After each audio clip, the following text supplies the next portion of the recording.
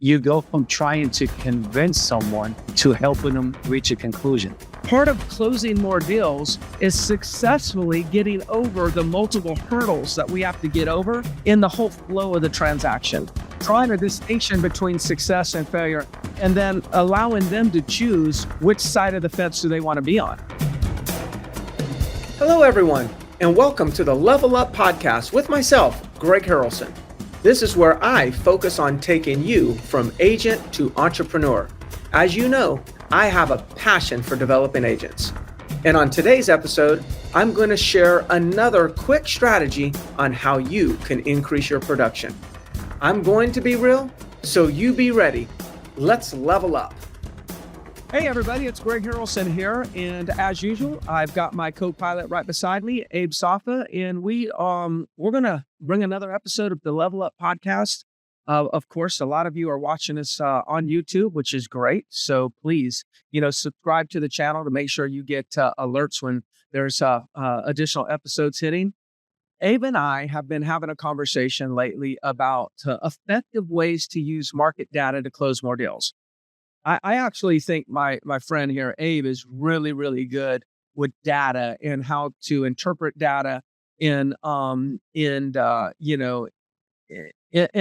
communicate that to buyers and sellers to help them move forward on the path that they should move forward on, right? Like it's one thing getting a listing, but getting a listing priced right, those are two different conversations. And we want to talk about how using market data can help you accomplish that. So just to kick us off, Abe, thanks for being here. I'm looking forward to this conversation. Yeah, so am I, Greg. This is one of the good ones.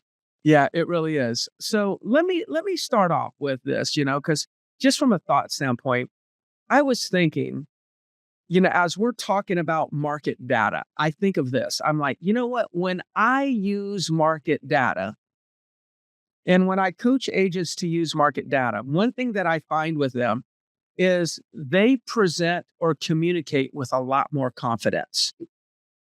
Now, I'm thinking that they communicate with more confidence because they feel like the pressure, they've been relieved of the pressure of having to put themselves out on a line and be judged. Like if there's 10 homes in the neighborhood for sale, that's a data point. And I say, according to the MLS, there's 10 homes for sale. Then you can see I create separation between that data and myself. And I actually make sure that I'm communicating what the market says versus what Greg Harrelson says. And what I've seen is when we make too many statements and it's coming from us as we're the originator, we have a bigger chance or a better chance of being rejected. But when we actually say the market and then a data point, what I've seen is the consumer might not like it, but they usually don't give objections. And I think the agent senses that, therefore delivers their message with more confidence. I know I said a lot there, didn't intend to go on that kind of rant, but any thoughts on that? Do you agree with that? Anything you would add to that? Yeah. Funny thing is, I wasn't thinking confidence, but you're spot on. I think that's a great way to start this conversation because it does give the agent a lot of confidence, and you exude confidence in the conversation, and that's what it's all about. Now, I had something else that I wanted to bring up that's kind of similar to what you just said, because when you have data, when you have information like this, you go from giving an opinion to giving facts. So that in itself builds confidence, right? You go from trying to convince someone to helping them reach a conclusion, right? So that in itself builds confidence as well. Right? So both of those things, I think it really helps the conversation flow. It helps build trust with that client. It's no longer, they can't really argue. They can't argue with facts. They can argue with your opinion, right? And when you provide data and show them the information, show them the numbers, it's no longer an opinion. Yeah, I think that was a great little distinction there because as you said that, I'm like, you're right. If I'm given facts, they're facts. They're not arguable. But when I'm given opinions, they are. So I think what's important for all of us is make sure that we don't communicate the facts, let's call it the market data. Let's make sure we don't communicate as if it's our opinion. And I think somebody can do that. I think we could, a real estate agent can communicate data, but communicate it in a way as, it's their opinion versus, no, this is the facts. Like, so the market indicates that there's 22 properties on the market versus that's a fact. Can't argue it. I think the market's a little saturated with inventory. That's a little different. I mean, I would think it's a fact, but there's too much subjectiveness in that. Does the consumer agree?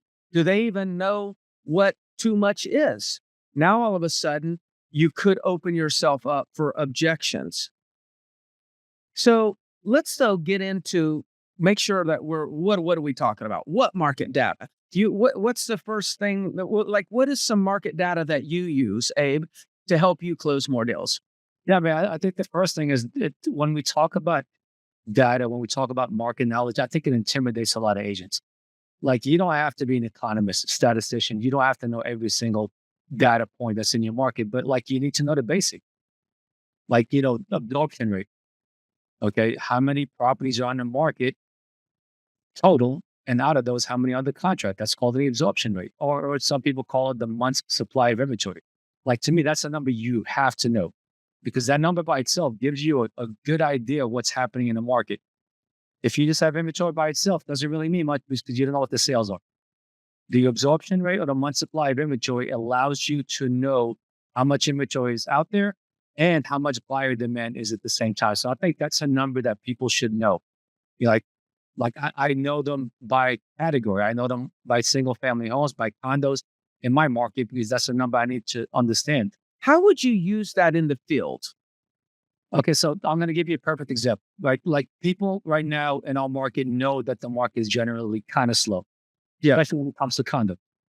Fair. I can sit here all day long until an oceanfront condo and the market's slow, Okay, but when I tell him that right now, out of 1,300 condos, oceanfront condos on the market right now, only 10% of them are under contract. That means 90% of all oceanfront condos sitting on the market right now, just sitting there, not selling. That resonates a whole lot more than me just saying, well, look, the condo market is slow. So it paints a clearer picture to the client of what the market really looks like. And get away from generic terms like you said, well, the market's slow or inventory is going up. Like, what does that even mean? Right. It paints a clearer picture. And that's what your objective is to make sure that you paint a clear picture to your client. Yeah. That kind of takes me to one that I was thinking about, which is how I leverage the amount of active listings. So you just did a ratio, right, of pending to active listing. 10% are under contract out of all the inventory in, let's just call it condo market. Then 10% of them are under contract, which now on the flip side of that means 90% are just sitting there, like not under contract, unsold. So we got, this is what it takes if you want to sit on the market, and this is what it takes if you want to sell on the market, right? You have the data, these 10%, so we can go and drill down and look at that 10% and see what are they doing and create separation. The 10% are doing this, and the 90% are doing this. This leads to sitting, this leads to selling. So we have to make a decision. Are our intentions to go sit on the market, or would we like to go on the market and get it sold? So that would be, for those of you listening, that would be some ways to communicate. But I look at active listings, kind of the 90% that you're talking about. I look at active listings, and when I tell them, hey, there's 15 homes listed for sale in the neighborhood right now. And on average, the 15 homes that are listed that are unsold, on average, they've been on the market for 110 days. Now, what this tells us is, if we do what they're doing, then we're likely going to be on the market in 110 days from now and be unsold. So what we want to do is make sure that we don't follow those that are failing. Now let's turn our attention to these that are under contract and start looking at what are they doing. So that's another way that I think you can use market data in order to influence the conversation and close more deals. And closing deals, by the way, for those of you listening, could be writing a contract, negotiating successfully a contract. It could be taking a listing. It could be getting a listing sold, price reduction, getting an extension on the listing, getting an extension for your buyer contract. In every one of these scenarios, I'm sure I missed a few. In every one of these scenarios, this conversation applies. So closing more deals doesn't mean just closing like you get paid. You've got to, the part of closing more deals is successfully getting over the multiple hurdles that we have to get over in the whole flow of the transaction. Yeah, it can be better offers written. Like, for example, right now, a lot of billionaires out there think it's a buyer's market. They see all these price reductions and they want to come in super low. Okay, so, but what if you show them that right now, the sales price to list price ratio is 97.5%. So even though you've seen all these price reductions out there, at the end of the day, sellers are not accepting anything less than 97.5% on average. So if your buyer wants to come in at 80%, 85% of offer price, you can show them those numbers and you close that deal by writing a better offer that's more likely to get accepted. Yeah. What kind of numbers, right now there's a lot of inventory on the market. We've already said that. So what is one of your favorite go-to data points if you're going to go after a price reduction? Well, number one, the absorption rate I use, because I set that up front before I get the listing and then make sure they understand. Month supply of inventory is a big one. Okay. And then days on the market. Those are really the three things that I look at. And I show them like what the days on the market in the neighborhood is, where we are, what's pending and what's not. And then sometimes I'll even use like properties that have expired or withdrawn. Because there's no better way to kind of get an idea of what success is going to look like than seeing failure. Drawing a distinction between success and failure. I was saying sit and sold, right? So right. and then allowing them to choose which side of the fence do they want to be on. Right. Yeah. And ultimately, look, you've always coached this, like, look, it needs to be their decision, right? Not your decision. You don't choose the price. You don't choose you give them a range of acceptable. Like, this is what's going to sell. This is how long it's going to take. This is what it's going to take if we go at a higher price. And then this is the other area where if we really venture out, we risk not selling it all. And then they make the choice. Before we leave, because we want to make sure we keep these at a duration of time where we're delivering nuggets the entire time, not just for the sake of extend this for an hour just for the sake of people hearing us. But one of the things that I would say where I what resonates with me on data points is one area that I use it is in the listing presentation, and specifically in the listing presentation is when I'm presenting price. So I take my CMAs, and then not only do I find out what the average sales price is and the average time frame, but I also then break it down into three different prices. What is the average price range for properties that sold from 0 to 30 days? What is the average price range for properties that sold from 31 to 60 days? What's the average price range for properties that have sold from 60 to 90 days? And then I break it down into different categories, and I can formulate three different pricing options that I can present to my seller. And when I'm asking them to choose a price, the way that I'm doing it is I'm saying, hey, Abe, look, obviously you can see the research that we've done. And basically we've got a price range between this and this.